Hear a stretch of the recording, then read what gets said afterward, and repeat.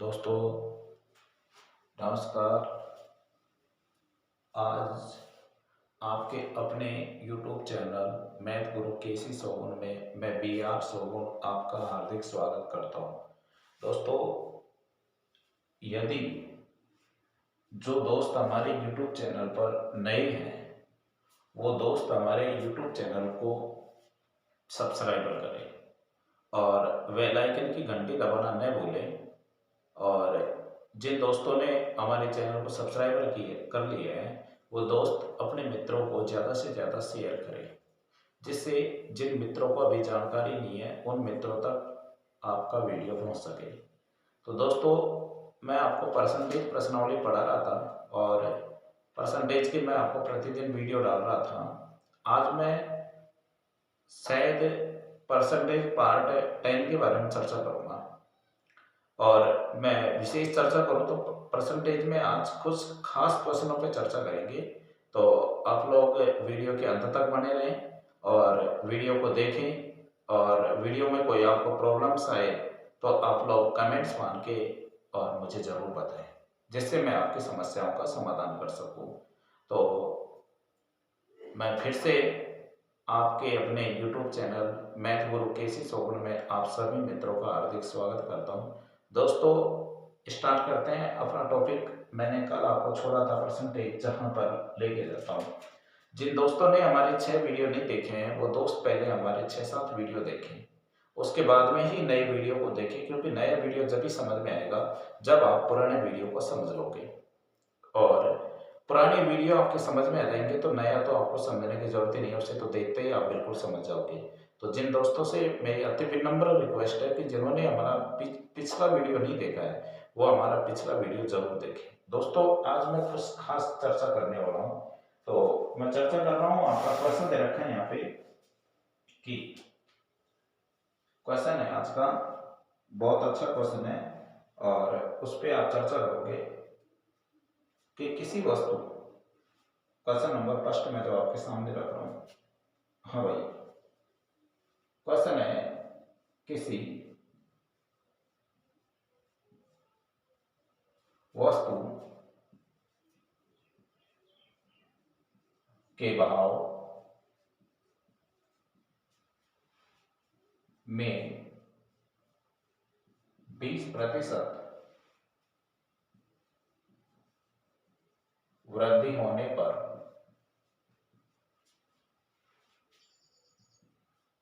उस वस्तु की खपत में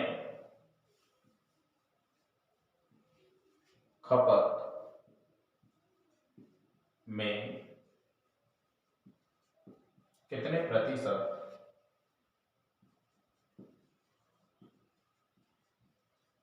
कम की जाए या कमी की जाए, खर्च पर कोई प्रभाव न पड़े।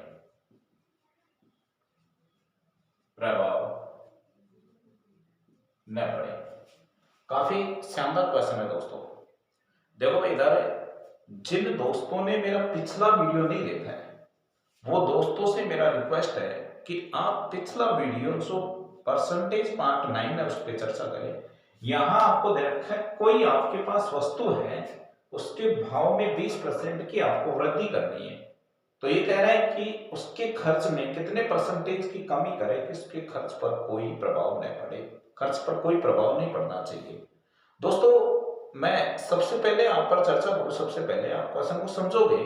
यहां आपका क्वेश्चन क्या कह रहा है, इस क्वेश्चन की भूमिका क्या है, इस क्वेश्चन की आप भूमिका को समझोगे तो देखो क्वेश्चन की भूमिका ये है कि यहां आपसे वृद्धि देकर कमी पूछ रहा है, वृद्धि देकर और कमी पूछे।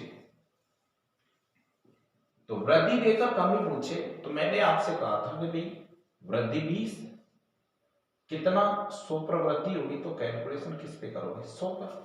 यही था ना भाई आपका क्वेश्चन सॉल्व करने का तरीका।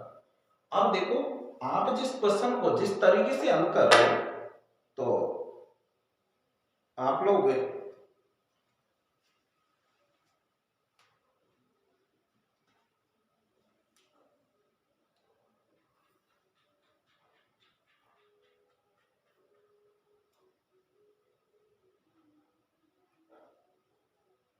हाँ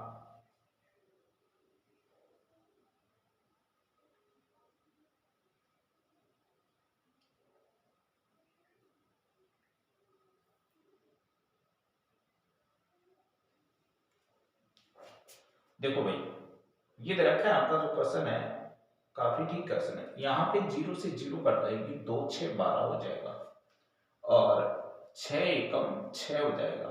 4 बच रहा है आपके पास, 4 ही है ना भाई, 4 है तो 6 6 36 हो जाएगा। 4/6 आपका आंसर मान्य होगा।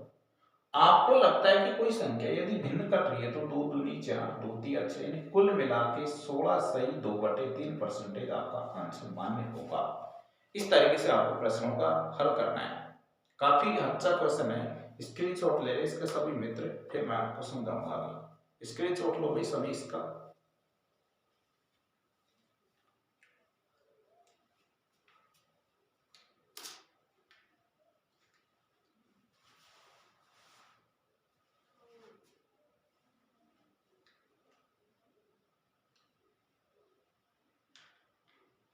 Next question.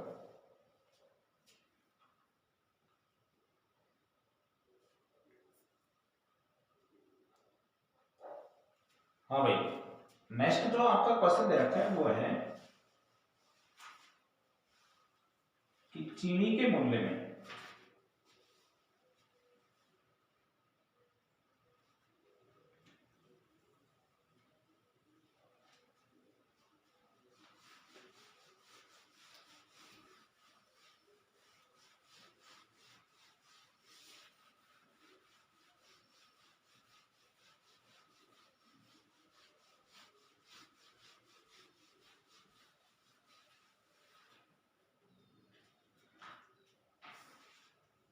चीनी का आपको मूल्य दे रखा है, और चीनी के मूल्य में ये कमी और वृद्धि की बात कर रहा है यहाँ पे।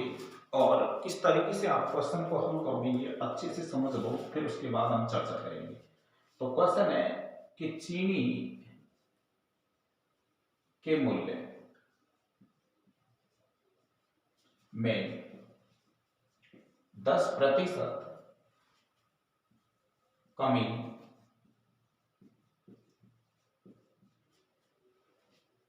होने पर कोई गृहिणी 1116 रुपए में 6.2 किलोग्राम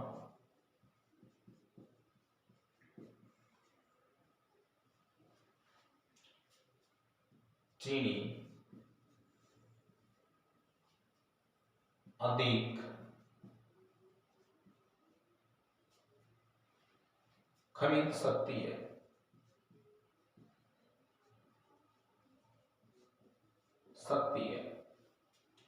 तो बताओ, गिरावट से पहले और गिरावट के बाद।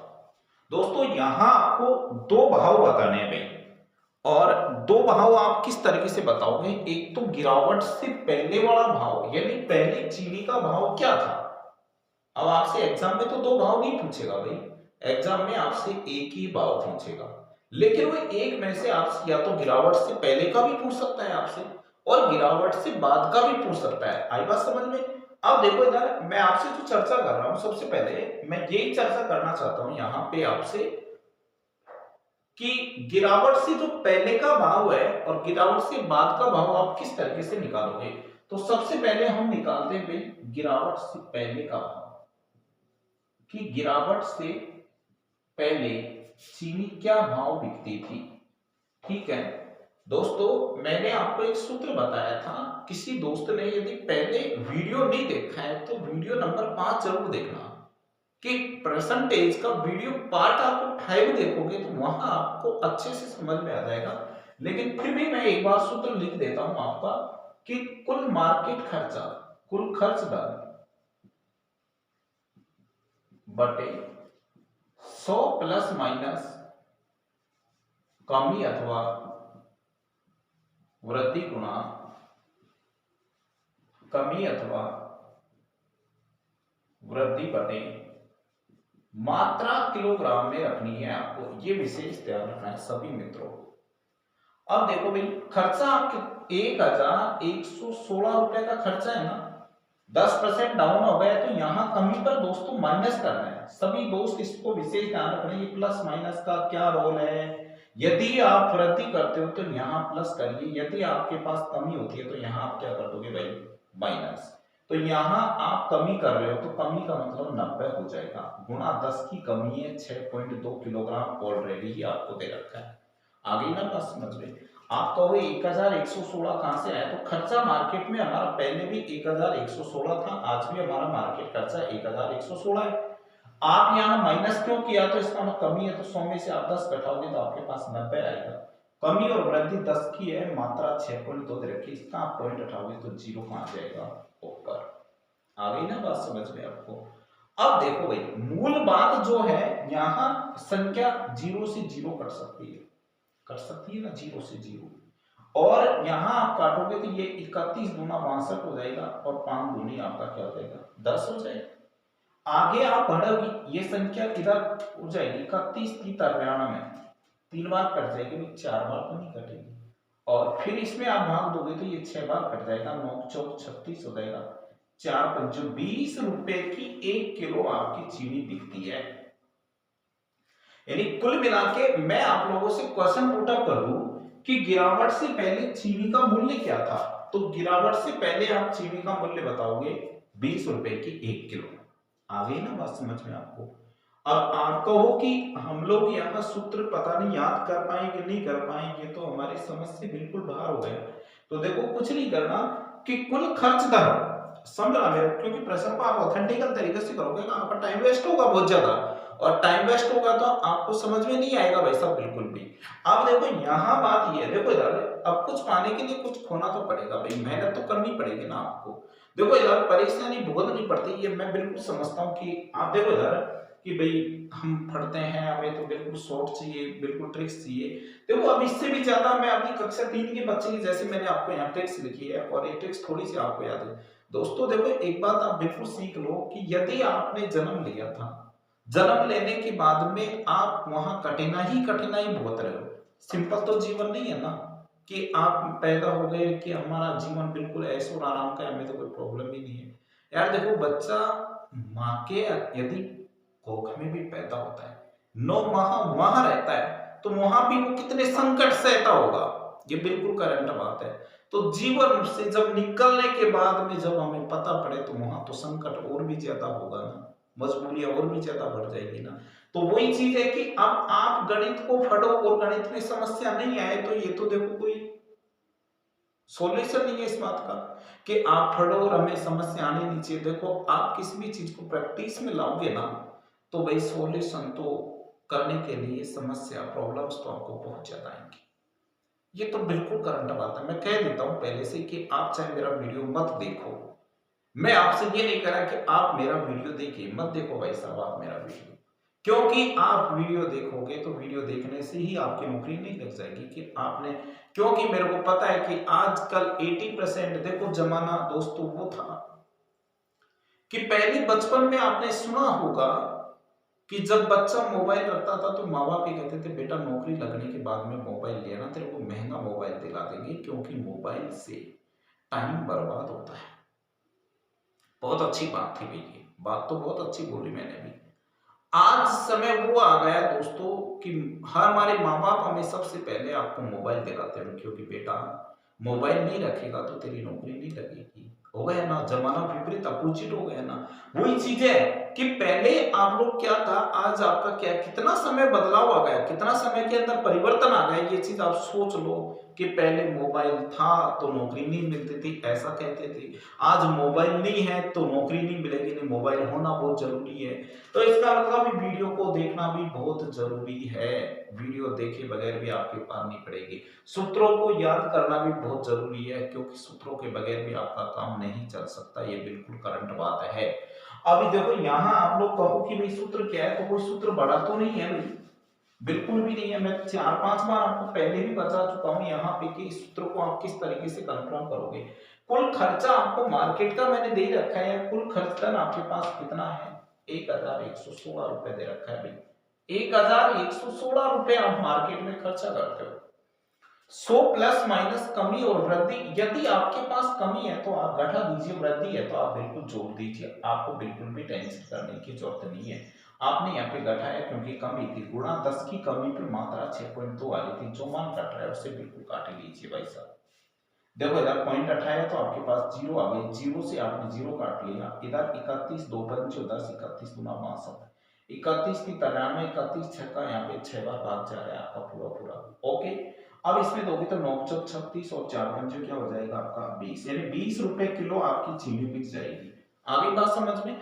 ये तो गिरावट से पहले का भाव है दोस्तों, गिरावट से बाद का भाव भी तो चाहिए ना आपको, तो गिरावट से बाद, देखो भाई गिरावट से बाद का क्या भाव है, यहां गिरावट से बाद के भाव में कुछ नहीं करना, मात्र यहाँ पे 100 रखना है और जो कते रखना है इसको। अब देखो भाई गिरावट के बाद का भाव आप कैसे निकालोगे, ये चीज भी सीख लो आप आराम से। यहां आपको दे रखा है कि कुल खर्चा मार्केट में 1116 रुपए का किया, बटे में आपने 100 कर दिया, 10 की कमी आ गई तो 6 पॉइंट आपका 2 हो गया। इसका भी यदि आपको पॉइंट उठाना है तो एक जीरो आपके ऊपर आ जाएगी। आ गई ना बात समझ में आप सभी दोस्तों को। तो देखो बेटा यहां आप इसे काटोगे तो 100 से आपका 100 कट गया, इसमें इसका भाग दोगे तो लगभग आपका 18 बार चले जाएगा। और आपसे कोई पूछे कि चीनी का बाद वाला मूल्य क्या था तो क्या बताओगे आप, 18 रुपए किलो, यानी इसमें भाग दिया आप लोगों ने तो आपका 18 बार चले गया पूरा पूरा बार। आगे बात समझ में। मैं आपसे कहूं कि गिरावट से पहले चीनी क्या भाव बिका करती थी, तो आप लोग मेरे से कहोगे कि गिरावट से पहले चीनी 20 रुपए किलो बिका करती थी। मैं आपसे कहूं कि गिरावट के बाद चीनी का मूल्य क्या है, तो आप आराम से कहोगे कि गिरावट के बाद चीनी का मूल्य 18 रुपए किलो। ये दो क्वेश्चन आपके कंपटीशन में से दो में से एक क्वेश्चन तो आपसे पूछेगा ही पूछेगा, आप इसका स्क्रीनशॉट ले लें, बिल्कुल तय है ये।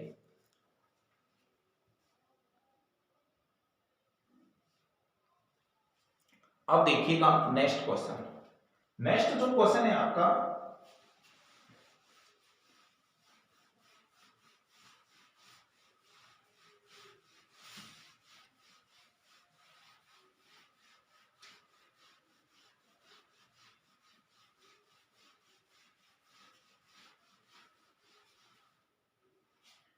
किसी वस्तु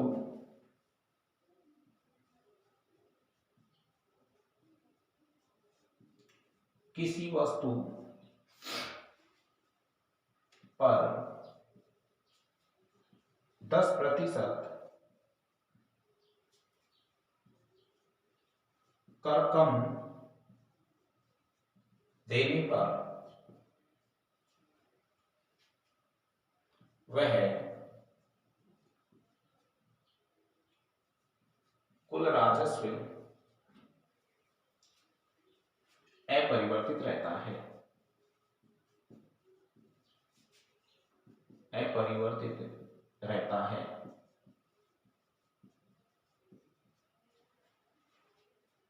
तो इस वस्तु के उपभोग में कितने प्रतिशत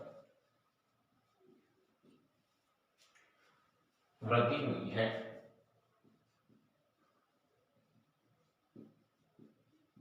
वृद्धि हुई है, ये क्वेश्चन है भी आपका।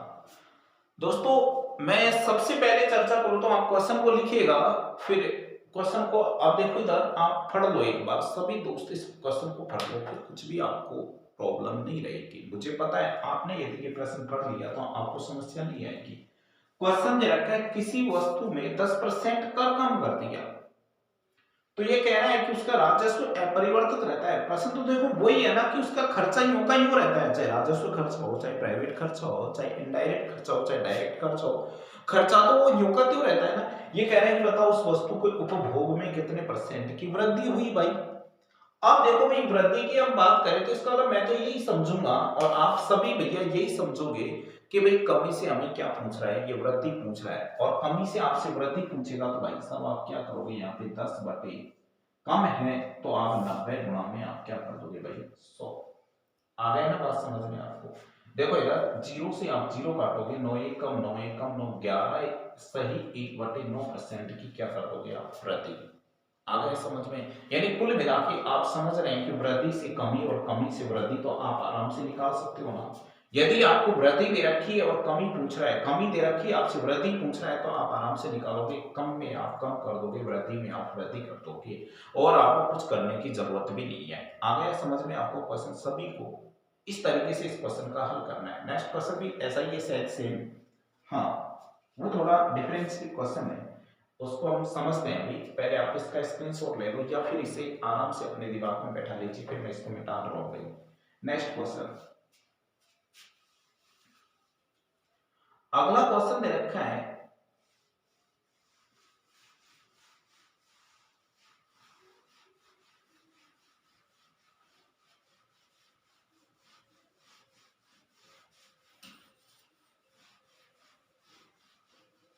अगला क्वेश्चन।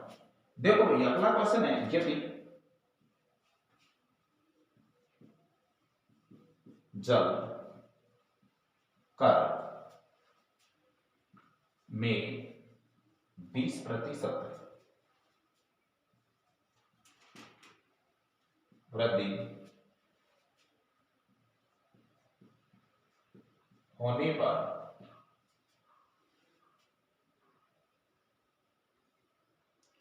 पानी की खपत 20% कम कर दी जाती है, तो बताओ कुल कर में कितने प्रतिशत कमी अथवा वृद्धि होगी, अथवा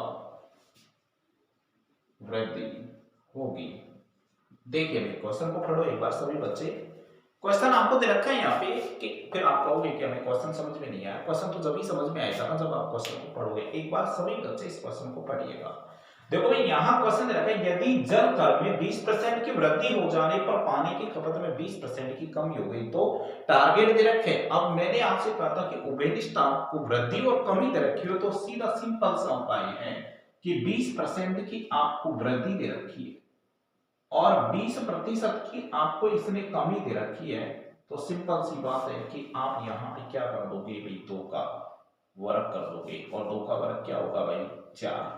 सौदे पर उभयनिष्ठ आपको दे रखा हो तो यहाँ पे कमी होती है भाई, तो 4% की आप कमी बता दोगे। आगे बात समझ में आपको, अब तो कोई प्रॉब्लम्स नहीं है ना। यदि आपको समझ में नहीं आया तो मैं प्रैक्टिकली बात कर लूं आपसे वापिस करे, चलो कोई नहीं। आप एक बार इसी तरह समझ लो कि ये इसका आंसर इस तरीके से हमें निकालना है और हाँ निकाल लिया, चलो कोई बात नहीं। सभी बच्चे कह रहे हैं कि मैं इसको एक बार फिर वापस लिखा। देखो इधर यहाँ सबसे पहले मैंने आप लोगों से कहा कि यदि आप करते हो तो 100 प्लस आप 20 कर दोगे वृद्धि पर, 100 माइनस आप 20 कर दोगे बटे में आप क्या कर दोगे भाई 100। 100 में आप 20 जोड़ते हो तो आपका 120 हो जाएगा, बैठाओगे तो आप 80 हो जाएगा, बटे में क्या कर दोगे 100। 12 ना 12 अंटे 96, संख्या 100 से कम है, कितना कम है तो वही आप 4% कम है, तो आप कम ही बताओगे। वृद्धि है तो व्यापार में आप कम ही बताओगे, वृद्धि होती तो यहाँ पे हम वृद्धि बताते। आगे की बात समझ में आपको बिल्कुल, अब तो सभी को एग्जैक्ट समझ में आ गया होगा क्वेश्चन। तीसरा तरीका भी आपको ध्यान आ गया होगा कि सर कौन सा तरीका होगा तीसरा, हाँ x plus y plus x y बटे 100 से भी आप क्वेश्चन को हल कर सकते हैं। स्क्रीनशॉट ले लीजिए सभी बच्चे एक बार। हाँ अब देखो भाई इधर यहाँ आपको दे रखा है सबसे पहले, यदि आप इस क्वेश्चन को करना चाहते हैं तो आपके पास तीसरा तरीका और मौजूद था। तीसरा तरीका आपके पास क्या है, x plus y plus x y बटे में आप क्या कर दोगे 100। हाँ भाई प्लस के 20 है माइनस के 20 है, प्लस प्लस ही रहेगा, प्लस का 20 रहेगा गुणा माइनस का 20 बटे में आप क्या कर दोगे 100। 20 से 20 कट जाएगा दोस्तों, 0 से 0 कट जाएगी, 2 दूनी 4, माइनस का आता है तो कमी और प्लस का आता है तो सौदे पर क्या कर दोगे आप वृद्धि कर दोगे। आ गई बात समझ में आपको। अब देखो इधर यहाँ सबसे पहले मैंने क्वेश्चन उठाया है कि भाई आप दो अब इतने ओवेनिस्ट जब आपको रहे तो टाइम देखो, the time management is the competition, time का मैनेजमेंट आपके पास है तो आप कंपटीशन के सिकंदर भी हो, ये भी करेक्ट बात है। यहां इतना टाइम बर्बाद नहीं करके आपको बिल्कुल ही सिंपल लेना है। सिंपल क्या है, बिल्कुल देखो सिंपल तरीके से आप क्वेश्चन को किस तरीके से हल करोगे, मैं आपको एक चीज सिखा देता हूं यहाँ पे कि आपको 20 की कमी 20 की वृद्धि 20, 10 की कमी 10 की वृद्धि, आपको पता होगा यदि 10 की कमी 10 की वृद्धि दे रखी है तो आप एक का वर्ग करोगे तो क्या आएगा, एक। सौदे पर हमेशा कमी होगी, कभी जिंदगी में ना तो लाभ हो सकता है ना इसमें वृद्धि हो सकती है, आगे समझो, प्रतिशत में हमेशा सौदे पर कमी आएगी। नेक्स्ट आपका यदि 20% का मामला चल रहा है तो आप 2 का वर्ग कर दीजिए, आपका आंसर क्या आ जाएगा 4%, वो भी क्या आ जाएगी, कमी। मान लीजिए ये 30 होता तो 30% पे आप 3 का वर्ग करते तो यहाँ पे 9% की सौदे पर क्या बताते भाई, कमी। आगे बात समझ में आपको बिल्कुल सिंपल तरीके से कर सकते हो ना आप आराम से। नेक्स्ट क्वेश्चन,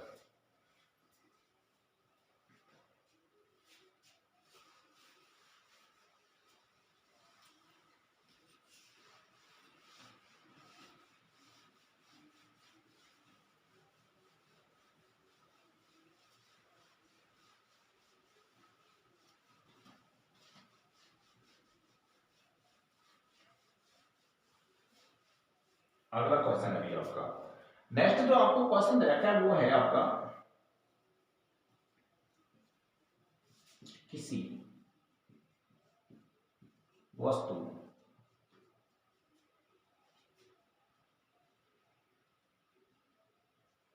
के मूल्य में 20% कटौती कर दी गई, इसे पूर्व मूल्य पर लाने हेतु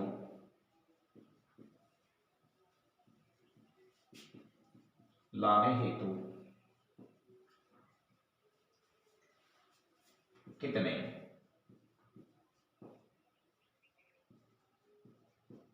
प्रतिशत वृद्धि करनी होगी, ये है क्वेश्चन आपका। दोस्तों यहां जो आपको क्वेश्चन दे रखा है उस क्वेश्चन को आप समझो, फिर उसके बाद में हम चर्चा करेंगे। इसलिए कहा कि किसी वस्तु के मूल्य में 20% की आपने कटौती कर दी, यानी कम कर दिया, कटौती का मतलब कम ही तो होता है ना। इसने कहा कि इसके मूल्य को पूर्व मूल्य रखने हेतु उसमें कितने परसेंट की वृद्धि करनी पड़ेगी, ये बात है ना। तो इसका मतलब कमी से इसने वृद्धि पूछी, वृद्धि से कमी पूछेगा, दो ही क्वेश्चन पुट कर सकता है यहाँ से, तो कोई बात नहीं। इसने कटौती का मतलब 20/80 करोगे और गुणा में किससे कर दोगे, 100। भाई 20 कहां से आया, तो 20% है। 80 कहां से आया, क्योंकि 20% कम हुआ है तो 20 में से 100 घटाओगे तो 80 आ जाएगा, क्योंकि आपको पता है कि इसमें r/100 plus minus r into क्या लगता है आपका 100, इस लेवल पे आप बात कर रहे हो। आगे बात समझ में आपको, यहाँ 20 चौक 80 और 25 चौक 100, 25% की सौदे पर आपको क्या करनी पड़ेगी भाई, वृद्धि। आगे की बात समझ में आपको, इस तरीके से आपको क्वेश्चन को हल करना है। नेक्स्ट क्वेश्चन काफी इंपॉर्टेंट क्वेश्चन है एसएससी के लिए। एसएससी के बच्चे अगले क्वेश्चन पे विशेष ध्यान दें, क्योंकि वो एसएससी के अंदर आने वाला क्वेश्चन है, इसलिए मैं आपको बता रहा हूं। हाँ भाई,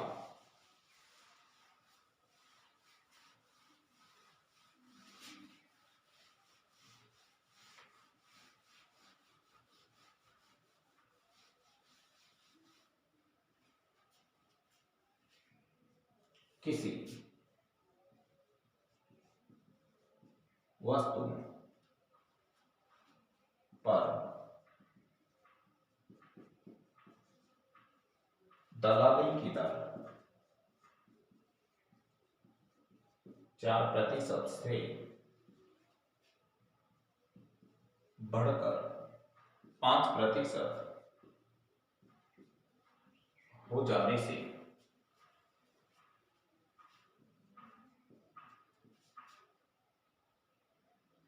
एक दलाल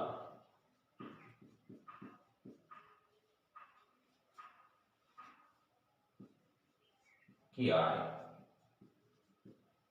अपरिवर्तित रही, अपरिवर्तित रही तो व्यापार में कितने प्रतिशत की कमी अथवा वृद्धि हुई। यह है भैया आपका क्वेश्चन। ओके, देखिए भाई, आपको जो क्वेश्चन दे रखा है उसे आप आराम से समझ लीजिए, फिर हम उसके बाद में चर्चा करेंगे।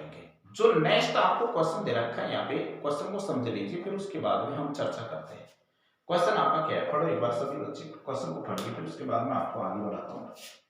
क्वेश्चन जो आपको दे रखा है उसको एक बार अच्छे से पढ़ेंगे सभी बच्चे। पढ़ रहे हो? देखो यार, किसी वस्तु पर कोई दलाली की दर है, कोई दलाल है, समझना मेरी बात को, क्वेश्चन बहुत अच्छा है ये।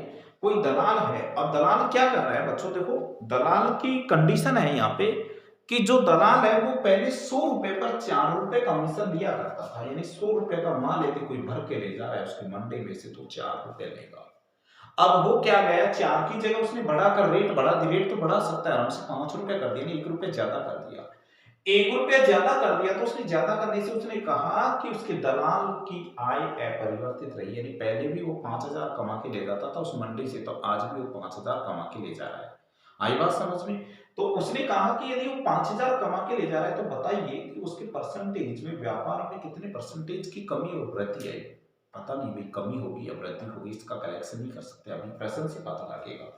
देखिए भाई, देखो यहाँ कुछ नहीं करना, यदि वो 4 से बढ़कर 5 पर जा रहा है, 5 से बढ़कर 10 पर जा रहा है, 10 से बढ़कर वो 5 से जा रहा है, जैसे जा रहा है ना उसको वैसे वैसे लिख दो, यानी 4 से बढ़कर 5 पे जा रहा है, कंडीशन अब 5 पर देखी जाएगी, गुणा किससे कर दोगे आप, 100 से।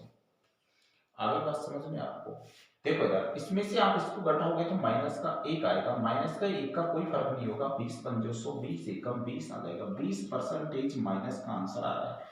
यदि कोई भी आंसर आपका माइनस का निकल के आए तो आप आराम से कहोगे कि सौदे पर दोस्तों क्या होगी, कमी। यदि ये आंसर प्लस का आता है तो व्यापार में इसकी क्या हो जाती है, यहाँ पे वृद्धि। मैंने कहा करना क्या है कि इस मान में से इसको घटाओगे, इस मान में से आपने इसको घटाया तो लास्ट वाले मान पे ही कैलकुलेशन निकलेगा इसका। ये चीज ध्यान रखने की कि नीचे क्या रखना है, क्योंकि दलाल 4 से 5 ले रहा है तो 5 से ही तो एवरेज लगेगा कि व्यापार कम है कि ज्यादा है उसका। आ गई बात समझ में आपको?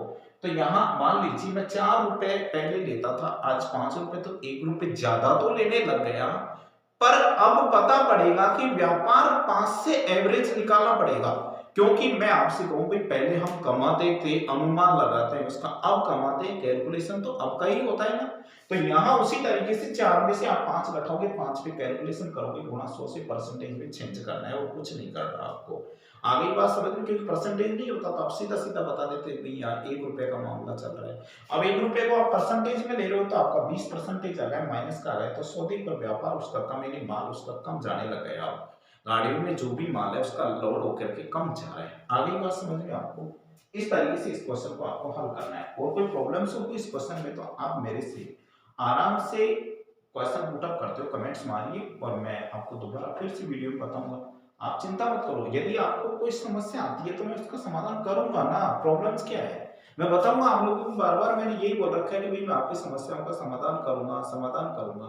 तो इस तरीके से इस क्वेश्चन को हल करना है। नेक्स्ट क्वेश्चन भी आपका स्क्रीनशॉट ले लो बच्चे, बहुत अच्छा क्वेश्चन है एसएससी के लिए, बहुत अच्छा क्वेश्चन है, एसएससी में आने लायक क्वेश्चन है, इस चीज का विशेष ध्यान रखिएगा। नेक्स्ट,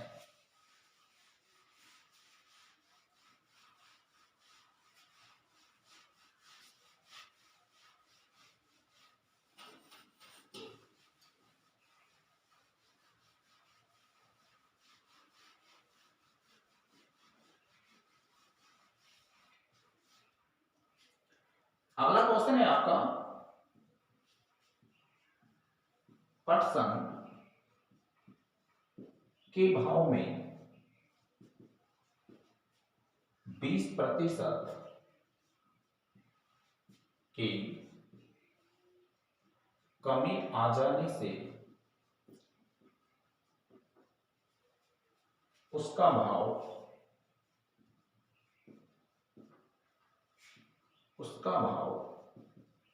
800 रुपए प्रति क्विंटल हो गया। तो बताओ प्रारंभिक भाव क्या था। पहले वाला प्रारंभिक भाव पूछ रहा है, प्रारंभिक भाव वैल्यू क्या होगी। दोस्तों यहां समझिएगा, इस क्वेश्चन को आराम से समझो। सबसे पहले कि पटसन के भाव में 20% की कमी आ गई। समझो आप, पटसन के भाव में यदि 20% की कमी आ गई तो कमी का मतलब पटसन कितने का हुआ है, 80 का। समझ रहा, 80% का मतलब क्या होता है भाई, 100 बराबर। ये पटसन कितने का हो गया, यहाँ 800 रुपए का हो गया ना। जीरो से जीरो काट दो, 8 एकम 8 काट दो, इसको आप गुणा करोगे तो बोलो इसका पहले भाव कितना होगा, 1000 रुपए प्रति क्विंटल इसका भाव होगा। समझो आप, आराम से समझिए कि पटसन के भाव में 20% की कमी आ गई। 100 रुपए का पटसन कितने परसेंटेज पे, 80% पे बिक रहा है ना। 100% माल 80% पे बिक रहा है, तो 80% का मतलब 100 होता है। तो 80 की वैल्यूएशन ही तो 800 है यहाँ पे। 80 की वैल्यू ही तो 800 होगी ना भाई।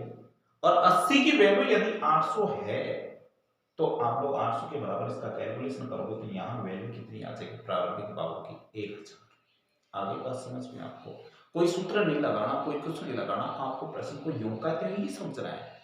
कोई दिक्कत ही नहीं है आपको प्रश्न के अंदर। आगे बात समझ में आपको, सभी बच्चों को इस तरीके से आपको क्वेश्चनों को हल करना है। ये बिल्कुल ध्यान रखने योग्य बातें है। नेक्स्ट क्वेश्चन है आपका, अगला क्वेश्चन देखो भाई।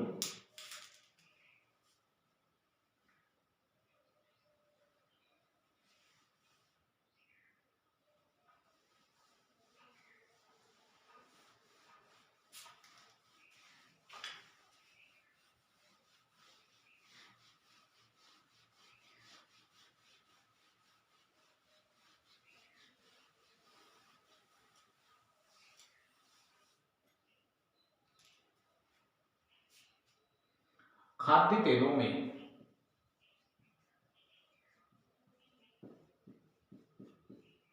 खाद्य तेलों में 20-25% की वृद्धि होने पर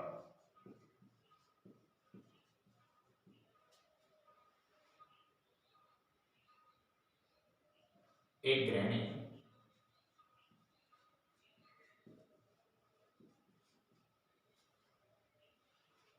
को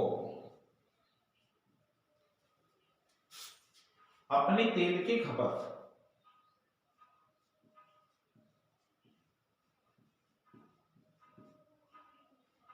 अपने तेल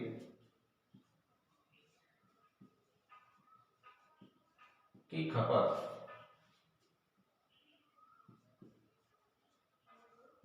कितने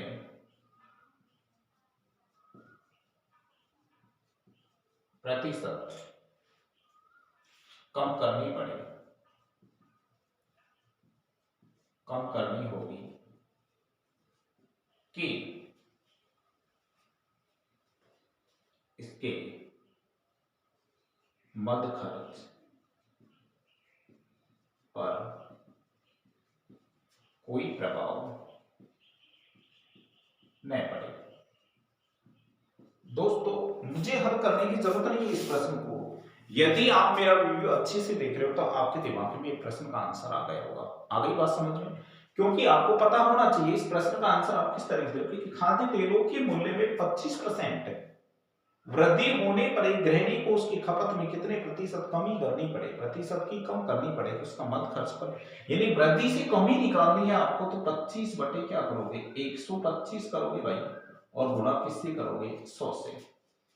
25 पंचो 125 और 20 पंचो 100, कितना आंसर आएगा, 20% की क्या करनी पड़ेगी भाई, कमी। आगे समझ में बात आपको हो गया ना। प्रश्न इस तरीके से हल कर सकते हो आराम से प्रश्न को, कोई प्रॉब्लम्स तो नहीं आएगी किसी भी बच्चे को। नेक्स्ट क्वेश्चन, अगला क्वेश्चन है भैया आपका,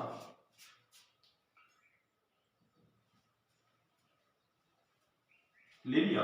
हाँ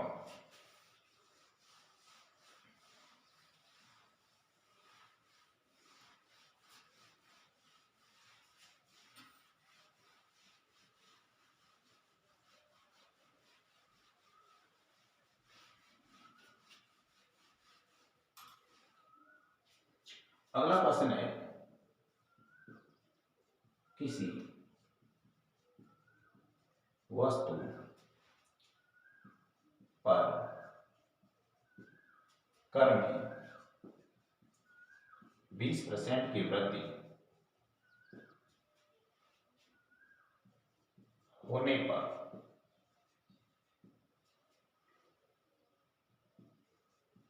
इसके खपत में 20% की कमी कर दी गई। तो बताइए इस वस्तु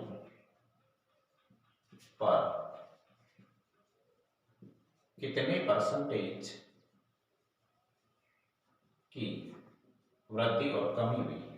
कितने परसेंटेज की वृद्धि और कमी निकालनी, भाई क्या निकालना क्या है इसमें, तो मेरे हिसाब से तो कुछ नहीं निकालना है। देखो आपको यदि प्रश्न पढ़ लिया होगा तो आंसर तो आपके दिमाग में आ गया होगा ना, क्या आ गया आंसर आपको पता है। एक बार प्रश्न को पढ़े, सभी बच्चे एक बार प्रश्न को पढ़े कि किसी वस्तु पर कर में 20% की वृद्धि हो गई, उसकी खपत में 20% की कमी आ गई।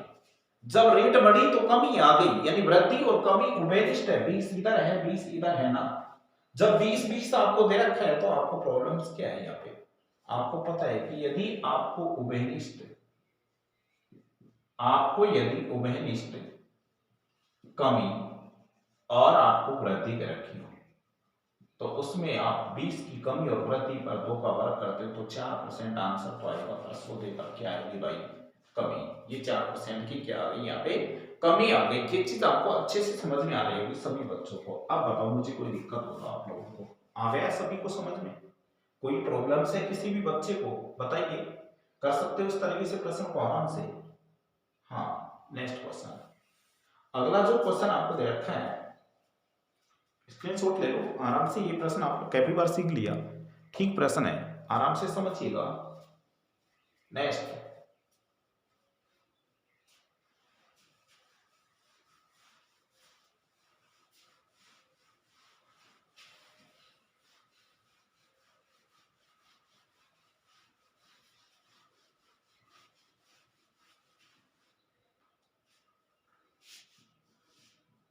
पेट्रोल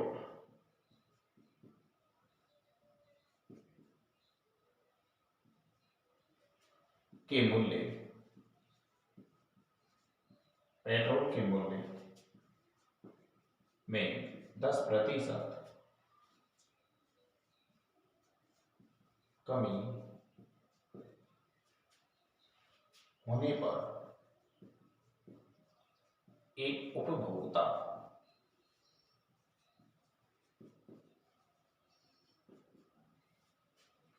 को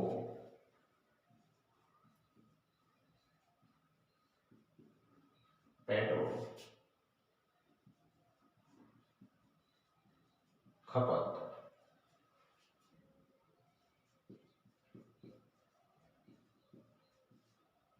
कितनी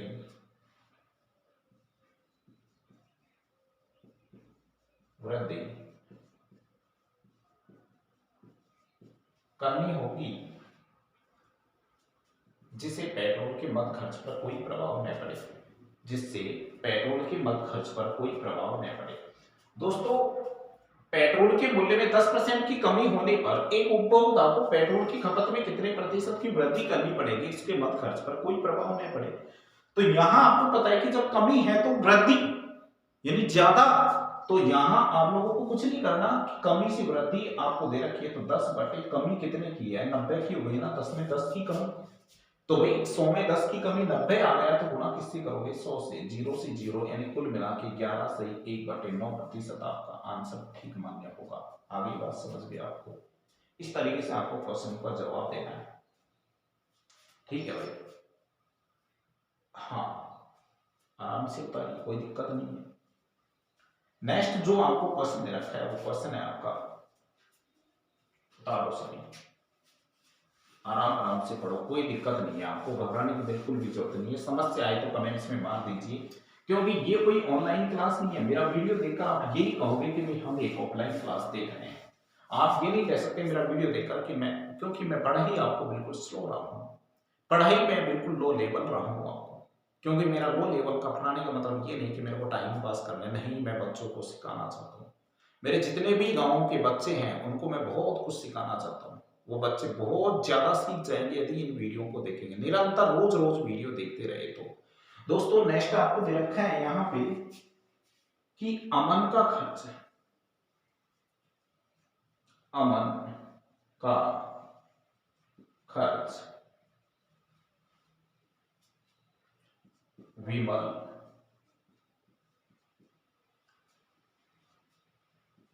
के खर्च से 30% अधिक है तथा विमल का खर्च रमन के खर्च से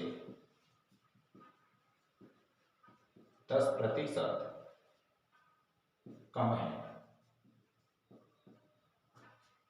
यदि तीनों का खर्चे का योगफल, यदि तीनों का खर्चा 6,447 हो तो बताओ, तीनों का अलग अलग, हालांकि इसने तो आपसे अमन का पूछा है लेकिन अमन का भी निकालना है आप लोगों को। दोस्तों मैं अमन का नहीं, मैं आपसे विमल का भी तो कंफर्म कर सकता हूं ना। विमल की जगह एग्जाम आपसे रमन का भी तो पूछ सकती है ना, तीनों का खर्चा निकालना है आपको। तो देखो घबराने की बिल्कुल जरूरत नहीं है, यहाँ पे अमन दे रखा है, समझिए। अमन के साथ आपको विमल दे रखा है, बहुत अच्छा प्रश्न है रेलवे के लिए। विशेष मैं रेलवे की बात करूं तो रेलवे के बच्चे इस पे विशेष ध्यान देना भाई, रेलवे के बच्चों को विशेष ध्यान देना, ये प्रश्न आपके एग्जाम में आएगा। अमन का खर्च विमल के खर्च से 30% अधिक है, विमल आ गया, एक आपके पास रमन बच गया जो मैंने रमन भी ली है, 3 आदमी है ना आपके पास, इसलिए 30% अमन का खर्च विमल के, इसका यदि 100 है तो इसका 130 मानोगे भाई, कोई बात नहीं। आगे इसने कहा कि विमल का खर्च रमन के खर्च से, विमल का रमन से हो रहा है कैलकुलेशन, तो इन दोनों का कैलकुलेशन बाद में लेना पड़ेगा कि भाई अमन विमल से 10% कम है, इसका 100 मान लीजिए, तो इसका कितना हो जाएगा 90। करेक्ट है कि विमल का खर्च रमन के खर्च से 10% कम है, 100 रुपए खर्च करता है तो ये आदमी 90 रुपए खर्च करेगा। आ गई बात समझ में आपको? यदि ये 90 खर्च करता है तो अब आप बात स्टार्ट कर दीजिए शुरू वाले की, अमन का खर्च विमल के खर्च से 30% ज्यादा है, तो 90 का 130 बटे में क्या कर दोगे 100, 2 जीरो से 2 जीरो 13 नाम 117, 90 और 100, ये तीनों का खर्चा आ गया। ये परसेंटेज का खर्चा है, इक्वल खर्चा इसका आपको दे रखा है यहाँ पे 6,447 रुपए है। आगे बात समझ में आपको? अब देखो इनको जोड़ लीजिए, 100, 200, 300 और 307 हो जाएगा ना। 307 परसेंटेज का जो खर्चा है वो इसके बराबर ही तो है ना भाई, इसमें भाग दो, 300 दूना 614 और फिर इसमें बचेगा आपके पास कितना 30 बचेगा, 30 बचेगा 307, तो एक बार भाग चले जाएगा, 21 हो गए। 21 आपके पास क्या आ गया, तीनों अनुपातों का आपके पास क्या आ गया, में से इक्वल मान आ गया आपके पास। आगे बात समझ गया, आपको कुछ नहीं करना, आपको समझिए, फिर से समझिए एक बार, आपको क्वेश्चन समझ में आएगा। मेरी एक बार बात को देखिए आप, तो क्योंकि मैंने एक लाइन बोल रखा है कि वीडियो भाई बीच में से उठाया, अगल बगल से देखा, बीच में से पार नहीं पड़ेगी, बीच में से अगल बगल से नहीं देखा, बीच से देख लिया, बीच से नहीं देखा, अगल बगल से देख लिया, तो कोई पार नहीं पड़ने वाली। यहाँ पार उसकी पड़ेगी जो आराम से समझेगा। मैंने कहा कि अमन का खर्च विमल के खर्च से, मैंने कहा लिया तो था पर मैंने उसको छोड़ दिया क्योंकि बात बिगाड़ दी दूसरे वाले ने। आ गई बात समझ में? इसने टांग लगा दी यहाँ पे कि विमल का खर्च रमन के खर्च से 10%, विमल का खर्च रमन के खर्च से 10% कम है। अब इसका 30% आप ज्यादा निकालोगे तो 130 बटे 100, 117 रुपए, 90 का यदि आप 30% निकालते हो तो आपका 117 हो जाएगा। 117 ये हो गया आपका, 90 ये हो गया, यहाँ पे 100 आ गया। अब तीनों का खर्चा आपके पास 307 रुपए हो गया, 307 रुपए 6,447 के बराबर है। इसका कैलकुलेशन आप इससे लोगे तो यहाँ पे कितना आ गया आपके पास, वो 21। इसमें आप इसका भाग दे दो तो आपके पास कितना आ गया 21। 21 को आप इससे गुणा करोगे तो 2100 रुपये किसका आ गया आपके पास, रमन का। यदि 21 को 21 नाम 189 हो गया आपका, यानी 1890 किसका हो गया, विमल का खर्चा हो गया। 21 को आप इससे गुणा करोगे तो 21 7 147, हासिल आपकी 14 हो गई, 21 एकम 21 हो गया, 21 में आप 14 करोगे तो आपका 35 हो गया, और हासिल आपकी 3, 21 एकम 21 और 3 आपका 24, 2457 रुपए। भाई देखो मैं आपसे पूछूं कि बताओ, हालांकि आपके एग्जाम में अमन का खर्चा पूछा है तो अमन का खर्चा 2457 निकालोगे, विमल का खर्चा पूछेगा तो 1890 निकालोगे, रमन का खर्चा पूछेगा तो 2100 रुपए निकालोगे। ये तीनों का खर्चा होगा, इस तरीके से आपको तीनों का खर्चा निकालना है। अब बताओ प्रश्न का आप स्क्रीनशॉट ले लीजिएगा, क्योंकि ये क्वेश्चन स्क्रीनशॉट लाइक क्वेश्चन है आपका, बहुत शानदार क्वेश्चन है, आपके एग्जाम में आता रहता है। और इसके बाद में नेक्स्ट क्वेश्चन ले लिया सभी ने स्क्रीनशॉट, ठीक है। नेक्स्ट क्वेश्चन देखो,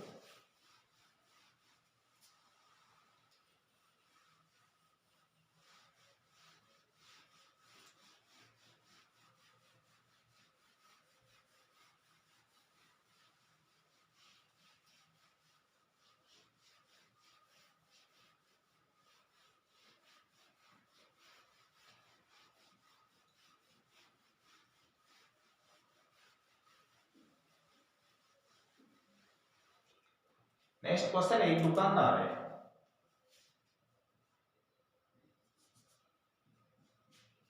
दुकानदार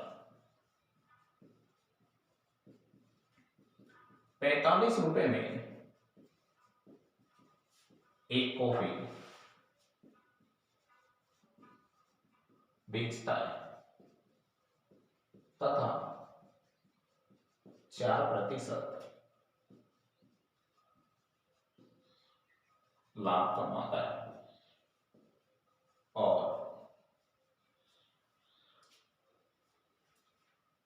80 रुपए का एक पेंसिल बॉक्स बेचता है, 80 रुपए का एक पेंसिल बॉक्स बेचता है, 20% लाभ कमाता है,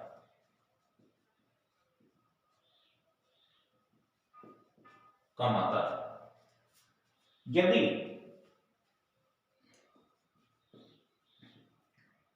प्रतिदिन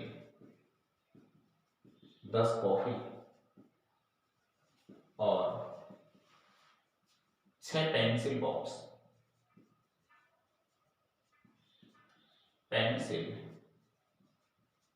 बॉक्स बेचे तो उसका 2 सप्ताह का लाभ क्या होगा। 2 सप्ताह में उसने कितना धन कमाया, लाभ क्या होगा। ठीक है भाई, प्रश्न बहुत अच्छा प्रश्न है, समझिएगा सभी मित्र। देखो भाई, एक बार प्रश्न को पढ़ोगे आप सबसे पहले, फिर उसके बाद मैं आपसे चर्चा करूंगा। यहाँ आपको देखा एक दुकानदार 45 रुपए में एक कॉफी बेचता है, 4% का लाभ कमाता है, 80 रुपए में एक पेंसिल बॉक्स बेचता है, 20% का लाभ कमाता है। ठीक है, कोई बात नहीं, बेचता है विक्रय मूल्य कर रहा है और लाभ कमा रहा है। अब यहाँ क्रय मूल्य आपको निकालना पड़ेगा, कोई मिला के बात ये है, ये लाभ हानि का प्रश्न है, पर परसेंटेज में आ गया तो मैंने ले लिया, कोई बात नहीं। आपको कम समझ में आएगा तो लाभ हानि भी ज्यादा समझ में आ जाएगा, कोई दिक्कत नहीं है, पर कोशिश करो। वह प्रतिदिन 10 कॉपी 6 पेंसिल बॉक्स बेचता है, तो बताओ 2 सप्ताह यानी 14 दिन का लाभ बताइए कि 14 दिन में मेरी कमाई कितनी हो गई। कोई बात नहीं, देखो भाई, मैं यदि 45 रुपए में एक कॉफी बेचता हूँ तो रोज मैं 10 बेचता हूँ तो 450 मेरे पास क्या हो गई भाई, 450 रुपए का माल बिक गया ना मेरा। यानी एक कॉफी की रेट 45 तो 10 कॉफी की रेट कितनी होगी, 450 रुपए या 45 गुना। मैं यहाँ आपसे बात करूं कि मैं 2 सप्ताह में कितना माल बेचूंगा, तो 14 दिन का माल ये रकम आ गई कि इतने रुपए का माल बेच दूंगा। ये तो हो गया कॉफियों का काम। पेंसिल बॉक्स की हम बात करें, यहाँ पेंसिल बॉक्स की कीमत इसने बताया कि मैं 80 रुपए में एक कॉफी बेचता हूँ, 6 रोज की बेचूंगा तो 6 से गुणा कर दूंगा, 14 दिन में कितनी बेचूंगा, 14 से गुणा कर दोगे आप लोग। ये आपके पास टोटल विक्रय मूल्य निकाल ली। सभी बच्चे सबसे पहले आप विक्रय मूल्य रखिए यहाँ पे, क्योंकि आप विक्रय मूल्य रखोगे तो विक्रय मूल्य आ रहा है अभी आपका, यहाँ पे आप 0 से 0 गुणा करोगे तो 14 पंजे 70, ठीक है, और 14 चौको 56, 56 में आप 7 जोड़ोगे तो आपका 6300 रुपए आ जाएगा। ये विक्रय मूल्य आ गया। इधर आप इसे गुणा करोगे तो 14 पंचो 70, 14 छः 84 और 84 को आप गुणा करोगे 8 से तो ये हो जाएगा आपका 8 चौक 32, 3 8 अंटी 64, 67, 6720 रुपए आ रहा है। यहाँ विक्रय मूल्य की कीमत आप निकाल रहे हो तो ये आ रही है 6720 रुपए। दोस्तों हमें चाहिए क्रय मूल्य, क्योंकि लाभ यदि कोई दुकानदार चाहिए किसी भी दुकानदार को तो यहाँ विक्रय मूल्य माइनस क्रय मूल्य कर दीजिएगा। इधर भी आप विक्रय मूल्य माइनस क्रय मूल्य कर दीजिएगा, फिर दोनों को एक जगह कर लेंगे हम लोग। तो आपको यदि क्रय मूल्य, दोस्तों विक्रय मूल्य देकर आपसे क्रय मूल्य पूछा जाए तो दिया गया विक्रय मूल्य, विक्रय मूल्य 6300 है, गुणा 100/100 प्लस माइनस कमी अथवा वृद्धि कर दोगे या लाभ अथवा हानि कर दोगे। 4% का लाभ ही कमाया तो 104 करिए। इधर आपको निकालना है तो वही 6720 गुणा आप 100/20% का लाभ है तो आप 120 कर दीजिए। ठीक है भाई, फिर समझो एक बात आपको क्वेश्चन, मैंने कहा 45 रुपए में मैं एक कॉपी बेचता हूं तो मैं 10 कॉपी कितने की बेचूंगा, 10 से गुणा कर दिया, 14 दिन में कितने बेचूंगा तो 6300 रुपए की रकम हो जाएगी। ये तो बिका हुआ माल आ गया, यानी मेरे पास 6300 रुपए हो चुके हैं। अब मैं मार्केट में भी तो देखे आऊंगा ना कितने में मैंने खरीदा होगा माल, तो 6300 गुणा 100/104 लाभ है, 4% का मैंने लाभ कमाया, तो अब आपके पास क्रय मूल्य आ जाएगा। इधर 6720 रुपए आपके पास विक्रय मूल्य, 6720 का आप 100 से कैलकुलेशन करोगे तो यहाँ 120 रुपए का लाभ कमाया था आप लोगों ने। देखो भाई 0 से 0 काट लो, यहाँ पे 12 का भाग 2 तो 12 पंचो 60 और 5 के 43, तो इससे गुणा करोगे तो यानी 6720 में से आप 5600 रुपए घटाओगे तो लगभग शायद मेरे हिसाब से इधर जो पेंसिल बॉक्स है उसका लाभ आएगा आपके पास 0, 2 आ जाएगा, 1 आ जाएगा और इधर भी 1120 रुपए का लाभ आ गया। चलो इधर का लाभ देख लेते हैं भाई, इधर का लाभ निकालोगे तो 2 पंचो 10 हो गया, 2 पंचो 10 हो गया, 2 हाँ 2 पंचो 10 हो गया, 2 दूनी 4, 25 दूना 50 और 26 दूना 52, 13 दूना 26, 2 तिया 6, 2 एकम 2 पंचो 10। इस संख्या को इससे कैलकुलेशन ले लोगे आप, इसका कैलकुलेशन होगा भाई 0 25 पंजे 125, हासिल 12 हो गई, 25 एकम 25 10 35 और 1 37 हो गया, 7 हो गया, 3 हो गया ना, हासिल है 25 3 75 और 3 78 हो गया। दोस्तों यहाँ पे 78 में आप किसका भाग दोगे 13 का, और क्या गठन है 6300 गठन है, 13 6 78, 0 भाग टूट के 0 लगा दी, 13 पंच 65 हो गया आपके पास, और इधर आप दोगे तो 10 13 7 91 हो गया आपके पास, 13 7 91 हो गया ना, हाँ 13 7 अभी पॉइंट नहीं लगेगा, 13 7 91 हो गया, अब पॉइंट लग जाएगा, 9 बच रहा है अभी, तो 13 6 78 हो गया और 13 नाम 117 हो गया। ठीक है, यानी 6057.69 आपका मूल्य आ रहा है, यानी आपको यहाँ गठन होगा 6300 में से आप 6057.69 आप लोग घटाइएगा, घटाओगे 10 में से 9 गया तो आपके पास 1 बच गया, 9 में से गया तो आपके पास 3 बच गया, 9 में से इधर गया आपके पास 7 तो आपके पास 2 बच रहा है, इधर 9 में से आपने 5 घटाए तो आपके पास 4 बच रहा है, इधर 2 में से आप घटाओगे तो यहाँ तो 242 आ गया। देखो इधर दोस्तों जो आपकी कीमत है यहाँ 242.31 इधर आपके आ गए, तो दोनों भाई कुल कितना लाभ इकट्ठा हो गया, कुल लाभ की बात करेगा तो 1120 में आप 242.31 काउंटिंग करोगे तो 0.31 2 6 3 1 1362 रुपए का लाभांश उसने कमा लिया। क्वेश्चन थोड़ा अटपटा लगा होगा क्योंकि ये लाभ हानि का क्वेश्चन है, एसएससी लेवल का क्वेश्चन है और लाभ हानि का क्वेश्चन है, इसलिए आपको इस प्रश्नावली में थोड़ा कम समझ में आ सकता है, इसलिए मैं आपको एक बार फिर से समझा देता हूं। आप लोग प्रश्न पे अच्छे से ध्यान दो, एक बार आप प्रश्न को पढ़िए, एक बार सभी बच्चे इस प्रश्न को पढ़ेंगे तो आपको अच्छा समझ में आ जाएगा। देखो मैं प्रश्न बोल रहा हूँ, क्वेश्चन है आपका, एक दुकानदार 45 रुपए में एक कॉफी बेचता है तथा 4% का वो लाभ कमाता है, दूसरा दुकानदार 80% में एक पेंसिल बॉक्स बेचता है और 20% का लाभ कमाता है, तो खरीद के तो कम कम का ही लाया होगा ना। अब मैं एक एक की वैल्यू निकालता फिर गुणा करता तो पॉइंटों में ज्यादा लफड़ा होता आपके जीव को, मैंने वो ऐसा नहीं किया, मैंने आपको समझाया कि मैं 45, सिंपल सी बात देखो आप समझिए, यदि मैं 45 रुपए में एक कॉफी बेचता हूं तो 10 कॉफी यदि मैं प्रतिदिन बेचता हूँ तो मैं कितना रकम आ जाती होगी 450, 14 दिन में मैं कितना माल, एक दिन का यदि 450 की रकम है तो 14 दिन का 14 से गुणा करके हमने 6300 रुपए कॉफी पर बेच दिया, यानी कॉफी का जो मूल्य है हमारे पास कितना आ गया भाई यहाँ पे 6300 रुपए आ गया। फिर मैं बात करूं कि 80 में मैं पेंसिल बॉक्स बेचता हूं ना, 80 रुपए में मेरा पेंसिल बॉक्स यदि बिकता है तो 6 पेंसिल बॉक्स कितने हुए, 80 गुणा 6 के 14 दिन में कितना माल हो गया, तो 6720। अब भाई मैं 6300 पर भी तो मैं 20% का लाभ कमाता हूं, यानी मैं आपसे कहूं कि 6300 का सौदा मैंने बेचा और 20% का लाभ कमा लिया। सौदा कितने का लेकर आया था, तो दोस्तों क्रय मूल्य निकालने का सूत्र है आपका कि विक्रय मूल्य गुणा 100/100 प्लस माइनस लाभ अथवा हानि, जो मैं लाभ हानि प्रश्नावली पूरी डिटेल के साथ आपको समझा दूंगा। अब यहां आपने निकाला तो ये 6057.69 रुपए इसका क्रय मूल्य आ गया। विक्रय मूल्य में से आपने क्रय मूल्य घटाया तो ये लाभ आपको 242.31 रुपए का लाभ किसमें मिल गया, कॉफी पर। अब हम पेंसिल बॉक्स की बात करते हैं।